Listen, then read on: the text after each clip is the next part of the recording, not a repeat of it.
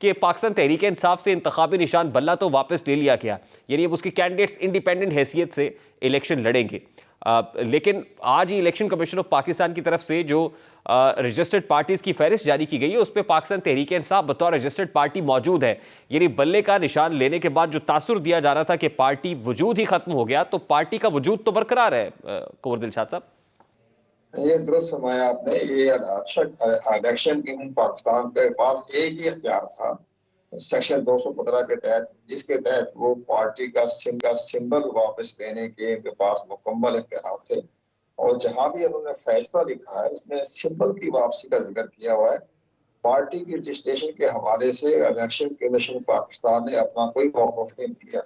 तो आज हमें जो इंटरव्यू दिया उसमें ठीक है, मुतज़ाद राय है, उसमें हर आदमी की अपनी राय होती है, लेकिन इलेक्शन कमीशन पाकिस्तान ने पार्टी के वजूद तो बरकरार रहेगा, क्योंकि पार्टी को खत्म करने या खत्म करार देने के तो इलेक्शन कमीशन पाकिस्तान के पास इख्तियार ही नहीं है। ये तो इख्तियार वफाकी हुकूमत के पास है कि आइन के आर्टिकल 17 के तहत कार्रवाई करने की मिजाज है, लेकिन इलेक्शन कमीशन पाकिस्तान के पास एक ही इख्तियार है, वो ये अगर कोई इंटर पार्टी इलेक्शन ना करवाए तो उस पार्टी का सिंबल वापस लेने के इख्तियार है। तो कुंवर दिलशाद साहब, फिर मेरा बड़ा सादा सा सवाल है ना सर, देखिए अगर इंडिपेंडेंट हैसियत में कैंडिडेट जीत के पार्लियामान में पहुंचते हैं और फिर वो तहरीक इंसाफ में शमूलियत इख्तियार कर लेते हैं, तो क्या ये पॉसिबल है कि लोग आज़ाद हैसियत में इलेक्शन लड़े लेकिन जीतने के बाद तहरीक इंसाफ में शमूलियत इख्तियार कर लें? पाकिस्तान ने जो सिर्फ पार्टी का सिंबल वापस लिया है, और वो इंटर सेक्शन 209 में कि जो पार्टी इंटर पार्टी इलेक्शन ना करवाए या सेक्शन 210 के तहत अपने असासे जो है लाइब्रेरीज और डॉक्यूमेंट्स के साथ वो जमा ना कराए, तो फिर इलेक्शन कमीशन पाकिस्तान नोटिस भेजने के बाद उसके यहाँ सिंबल वापस देने का मिजाज है। तो इलेक्शन कमीशन पाकिस्तान तो जून 2021 से नोटिस भेज रहा था कि आप इंटर पार्टी इलेक्शन करवाए, वो नहीं करवाया। बहरहाल वो पार्टी का सिंबल वापस ले लिया। उसका नुकसान तो हुआ है तहरीक इंसाफ को, क्योंकि तमाम उम्मीदवार जो 224 खड़े किए हैं कौमी असम्बली में, वो सब आजाद उम्मीदवार से। लेकिन जहाँ आपका ये सवाल असेंबली में सूबाई असेंबली में पहुंच जाएंगे, तो आया वो तहरीक इंसाफ में शामिल हो सकते कि नहीं, इसका जवाब इलेक्शन कमीशन पाकिस्तान ही देने का मजाल है। आप साबिक सेक्रेटरी इलेक्शन कमीशन है, आप सेक्रेटरी इलेक्शन कमीशन रहे हैं, आप इलेक्शन एक्ट को बड़े अच्छे तरीके से समझते हैं। क्या इलेक्शन एक्ट इस मामले पर खामोश है कि अगर इंडिपेंडेंट हैसियत में लोग लड़के ऐवान में पहुंचे और फिर उसी पॉलिटिकल पार्टी में शामिल हो जाए, तो इस हवाले से इलेक्शन एक्ट क्या कहता है? उसके बारे में एक्ट जो हमारा जो है 215, 216, 217 जो हमने सारे पढ़े हैं, आज के हमने अखबार में, मेरा जंग अखबार में इंटरव्यू छपा, उसमें मेरी राय मुख्तलिफ है। लेकिन जो उनके साबिक अटॉर्नी जनरल जो है अनवर मंसूर, उनकी राय ये है कि वो बाकायदा तहरीक इंसाफ में शमूलियत इख्तियार कर सकते हैं, लेकिन चूंकि आइन कानून खामोश है, इसका फिर जवाब जो सही मायने में जो ऑथेंटिक जवाब जो है वो तो फिर इलेक्शन कमीशन पाकिस्तान देगा। लेकिन वेबसाइट पर अभी तक इलेक्शन कमीशन पाकिस्तान जो वेबसाइट है उस पर तहरीक इंसाफ बाकायदा रजिस्टर्ड पार्टी है। जब एक पार्टी तो रजिस्टर्ड हो गई, लेकिन उनका सिंबल ना होने की वजह से उनके तमाम उम्मीदवार आजाद हो गए। अब असेंबली में जाने के बाद उनकी आईनी कानूनी हैसियत क्या होगी, तो इसकी वजह इलेक्शन कमीशन पाकिस्तान ही करने का मजाज है। लेकिन यह बात दुरुस्त है कि पाकिस्तान तहरीक इंसाफ जनरल नशस्तों से हाथ धो बैठी है, जो मखसूस नशस्तें अक़लियतों की उससे भी हाथ धो बैठी है। ये तो पॉसिबल नहीं है, ये तो यानी ये जनरल नशस्तें, उनके मखसूस नशस्तें उनके पास नहीं होंगी, ये तय है। तो बादी नजर में ये नजर आ रहा है, बादी नजर में आर्टिकल 224 की गहराई में पढ़ा जाए तो वहाँ पार्टी बेसिस पर ही ख्वातीन की अक़लियत की नशिस्तें मखसूस हैं। तो उस लिहाज से अगर मखसूस नशिस्तें पाकिस्तान तहरीक इंसाफ हासिल नहीं कर पाएगी, क्योंकि इंडिपेंडेंट हैसियत में कैंडिडेट्स कंटेस्ट कर रहे होंगे, तो फिर जो बाकी मानदा जमातें हैं, यानी जो 13 जमाती इत्तेहाद अगर कहा जाए, जिसे पीडीएम इत्तेहाद कहते हैं, तो उनको हुकूमत बनाने के लिए कुल कितनी नशिस्तें दरकार होंगी कुंवर दिलशाद साहब? उसमें तो ज़ाहिर है कि सब कोटा, अगर पहले नॉर्मल हालात में कौमी असम्बली की नशिस्त के लिए 4 कौमी असम्बली के मेंबर हों तो 1 नशिस्त मिलती थी। अब चूंकि तहरीक इंसाफ आउट हो चुकी है तो मुमकिन है वो कोटा जो है वो 3.5 पे आ जाए। वो कोटा तो 3.5 पे आ जाएगा, लेकिन टोटल जो जनरल नशिस्तें हैं वो कितनी नशिस्तें चाहिए होंगी फिर इंतखाब जी, यानी जो है अपनी हुकूमत कायम करने के लिए? वो तो फिर कौमी 8 फरवरी के बाद ही सब नतीजे सामने आएंगे, कौन सी पार्टी कितने सीट लेके जाती है।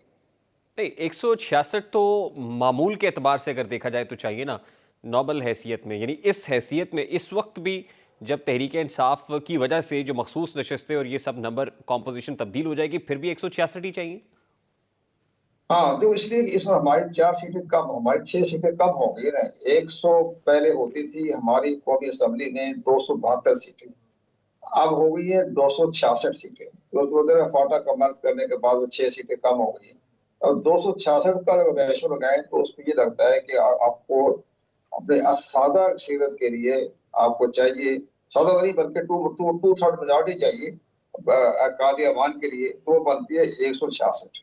तो 166 कौमी असेंबली की सीटें होंगी तो वो अपना कायदे अवान का इंतखाब हो जाएगा। ऊपर पे आजाद उम्मीदवारों को शामिल कर लेते हैं, बाकी छोटी छोटी पार्टियों को शामिल नहीं, करके वो 166 चाहिए 2/3 मेजॉरिटी के लिए, कह रहे हैं आप, और जी हाँ। सिंपल मेजॉरिटी के लिए गालिबन 109 नशस्तें चाहिए। लेकिन हाँ, वो तो ठीक है 109 चाहिए, लेकिन बात देखें आप माजी में देखें, इमरान खान साहब जो हुकूमत करते रहे 4.5 साल तक, तो 175 उनके पास मेंबर्स थे। और जिसमें जब ये बाकी 4 को जो एलपीओ निकल गई और अख्तर महंगा निकल गए तो अपनी मेजॉरिटी खो बैठे। इस लिहाज से ये सारा मामला बहुत नजदीक तो उन्होंने अपनी हुकूमत की है 3.5 साल तक। लेकिन अब भी अगर कोई गवर्नमेंट भी आएगी उसके लिए जरूरी होगा कि कम से कम 175 कम सीटें हासिल करे, तब कायदे अमान में इसको आसानी से हुकूमत कर सकेगा। अगर 166 168 170 हुआ तो हर वो खतरा ही रहेगा उसको हुकूमत गिरने का। सब हमारे हर वक्त कदम कदम पर अच्छा, लास्टली आदमी एंड वेरी क्विकली, कुंवर दिलशाद साहब को 2/3 मेजॉरिटी लेना, यानी 2/3 अक्सरियत लेना, इन हालात में अब क्या प्रैक्टिकली पॉसिबल हो गया है? बहुत मुश्किल है, नामुमकिन है।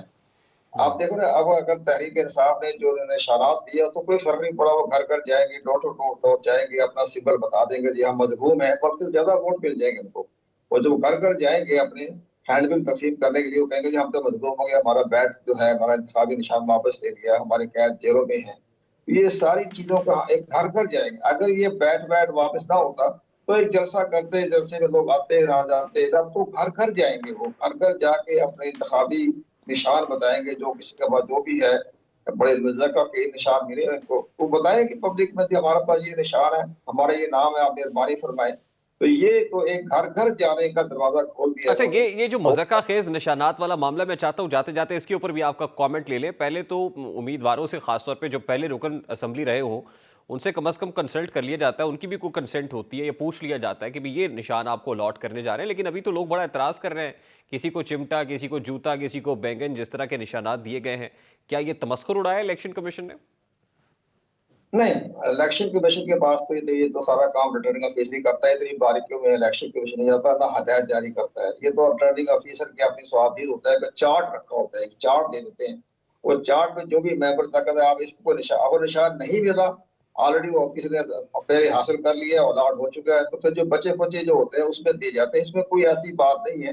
वो रिटर्निंग ऑफिसर की अपनी वक्त भी नहीं था सर। आप देख रहे 13 आपको जनवरी को रात को 12 बजे तक आपको कागजात आपको अलॉट किए जा रहे हैं अपने ये इंतखाबी निशानात। तो वक्त भी कमी की वजह से उन्होंने कहा ठीक है, जो निशान बच गए वो तो ठीक, आजाद। बहुत बहुत शुक्रिया।